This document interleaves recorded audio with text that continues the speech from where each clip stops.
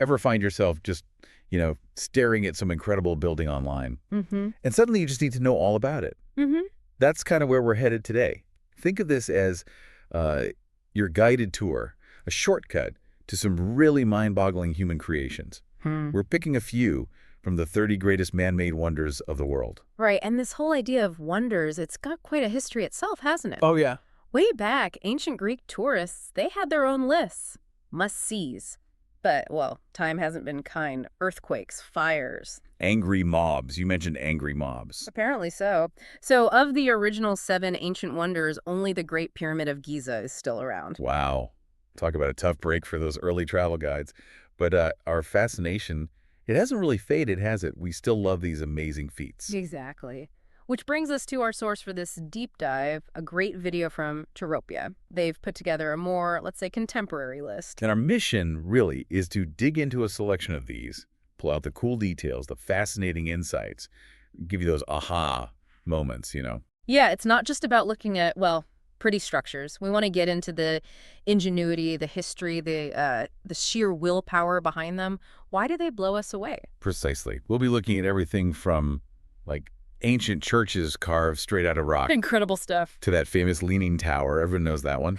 And some really impressive modern designs, too. So, yeah, get ready to learn some cool things. Okay, where should we start? Maybe with some of the ancient sacred sites? They often show incredible skill, but also deep, deep meaning. Good idea. Ah. Let's start in Ethiopia. The Lalibela churches. Okay, picture this.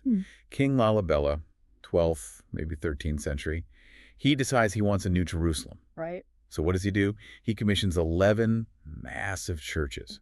Not built, carved, straight down into the living rock, 11 of them. And that's the truly remarkable thing, isn't it? The method. They didn't stack stones up. They dug down. They carved them out of the bedrock that was already there. It's hard to even visualize the planning involved. The sheer physical effort. It's subtractive engineering on a monumental scale. And they're not just separate buildings, right? They're all linked. Yeah, by this intricate network of tunnels and passages, like a whole sacred underground world. Wow.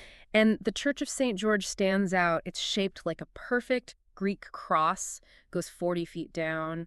The precision is just amazing. Okay. And you can still see ancient art inside. So the key insight there is really about what? Faith and power driving this incredible feat against the odds. Absolutely. Faith, royal ambition, overcoming huge geological challenges to create these underground sanctuaries. Okay, from Ethiopia, let's head over to India, the Meenakshi Amman Temple in Madurai. Such a vibrant, important Hindu temple. Yeah, and its roots go way back, maybe the 6th century, but a lot of what you see now was built about 1,000 years later. So it's evolved over time. Hugely. And Madurai itself is ancient, like 2,500 years old. This temple has been its spiritual heart for so much of that history. It really shows how these places anchor communities for, well, millennia. When you see pictures, it's just visually overwhelming. Yeah. The detail. Intricate carvings everywhere, inside and out. But those towers, the gopurams, they're the real showstoppers. 14 of them. Huge gateways. Each one dedicated to different gods or figures. Exactly. Imagine the artists, the generations of craftspeople needed for that kind of detail. And those bright colors we see on the statues now. Yeah. They weren't always like that. Probably not, no. Originally, likely much plainer stone, the vibrant paint we see today that's been added, repainted over centuries, especially for festivals. It shows it's a living tradition, still evolving visually. Okay, let's shift gears a bit. Something iconic, maybe less spiritual, but just as famous. The Leaning Tower of Pisa. Ah, yes. Italy. You can't miss that 4-degree tilt. It's famous basically because something went wrong during construction, right? Pretty much. The lean wasn't planned at all. It's a building flaw that, kind of ironically, became its defining feature. The thing everyone wants to see. It's actually the bell tower for the Pisa Cathedral, isn't it? Romanesque style. That's right. And they started building it way back in the 12th century. Took ages. How long? Almost 200 years to finish. Whoa. Can you imagine being on that construction site when it started to, lean? Must have been some interesting conversations. Apparently, the ground on one side was just too soft. It started sinking pretty early on. Did they try and fix it as they went higher? They did. You can sort of see it if you look closely. Some of the upper levels are built slightly differently, trying to compensate. It's actually kind of amazing it's still standing. Medieval engineering holding up. Yeah. So the takeaway is how a mistake, a flaw, can accidentally create a global icon. Yeah, capturing our imagination in a way a perfectly straight tower might not have.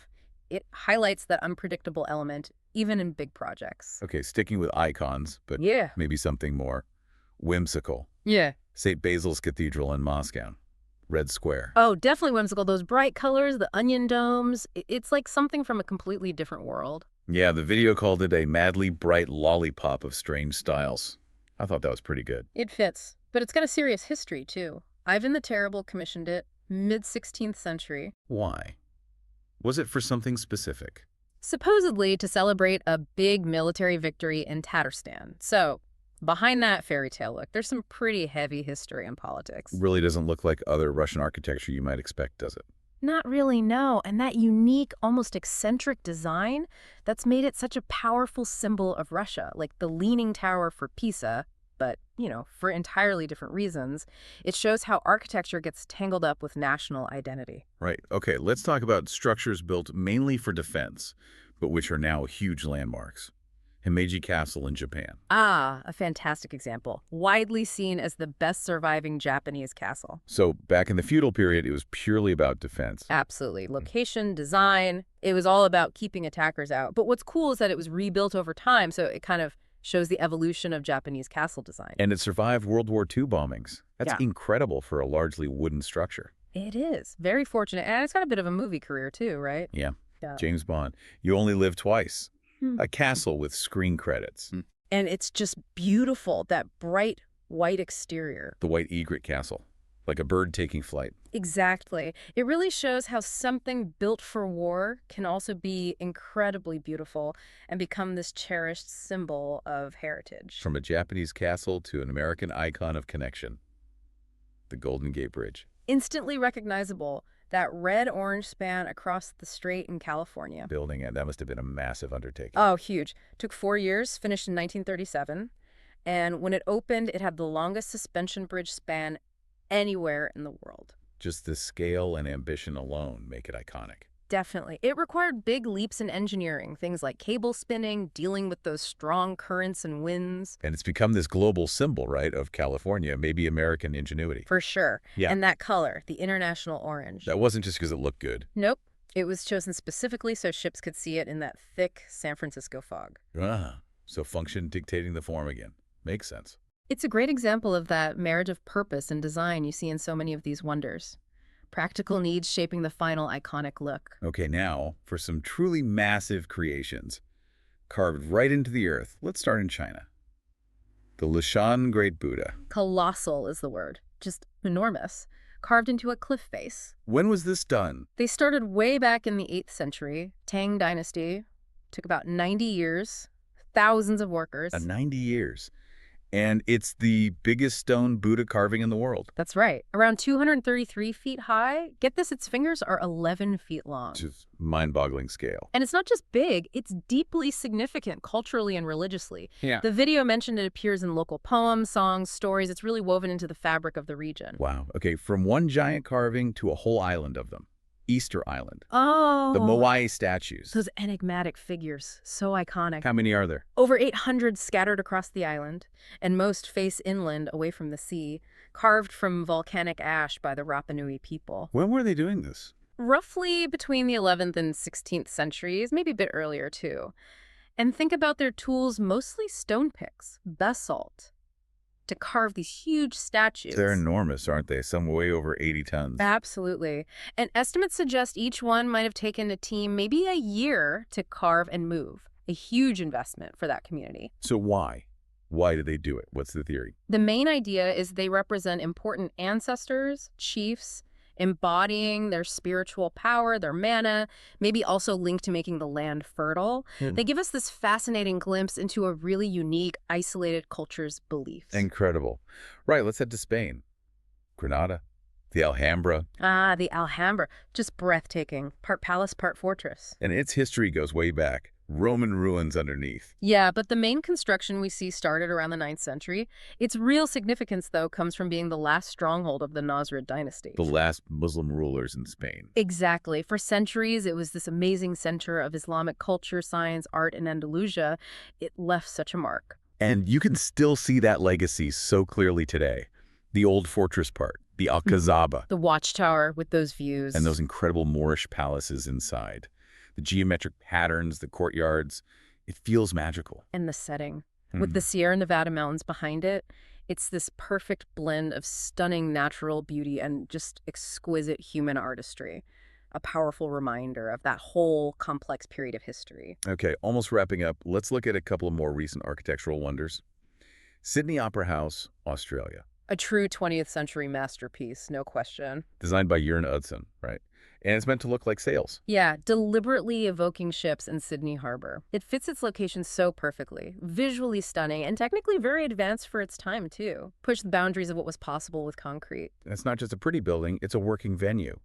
Loads of performances. Over 1,500 a year, across multiple spaces inside. It's a real cultural heart for Sydney and for Australia. Surrounded by the harbor, the botanic gardens, it's just iconic. Shows how modern design can become a really powerful symbol for a city or country. Definitely. Embodies that innovative spirit. And finally, we can't not mention it. Paris. The Eiffel Tower. The ultimate symbol of Paris, maybe even France. Named after Gustave Eiffel, of course. Built for the World's Fair, wasn't it? 1889. That's right. And, it was only meant to be temporary. Really? That's hard to believe now. I know, given how iconic it is. But yeah, original plan was temporary. And it was the tallest structure in the world for a while. For over 40 years, yeah. Stands at 324 meters. Even today, the views from the top are just spectacular. You see all of Paris spread out. It's a real monument to 19th century engineering and the industrial age. And it's gone way beyond its original purpose, hasn't it? It means romance, innovation, just Paris. Yeah. Shows how a structure can take on a life of its own, way beyond what the builders intended. Well, that brings us to the end of our whirlwind tour through just a few of these incredible man-made wonders. What really stands out, I think, is just the sheer range, the diversity of human creativity and, well, ambition. We've seen ancient sacred sites, iconic structures with unexpected backstories, amazing defensive designs, colossal carvings, modern architectural triumphs. Each one gives you a little window into history, culture, our ability to shape the world around us. Understanding them even just a little bit gives you a richer view of our shared past, I think, and that enduring human drive to create. Absolutely. It makes you think about the vision, the incredible effort, sometimes just pure determination that went into making these things last. Maybe you're thinking right now, which one of these really sparked your curiosity the most? Yeah, and maybe it prompts a bigger question too, looking at the effort behind these wonders. What kind of lasting impact are we trying to make today? Ooh, that's a good thought. Or maybe, if you could go back and see just one of them being built, which one would it be and why? Lots to think about. We definitely encourage you to check out the full Toropia list, or maybe dig deeper into any of the places we talked about. There are just so many incredible stories out there, etched in stone and steel, waiting to be discovered.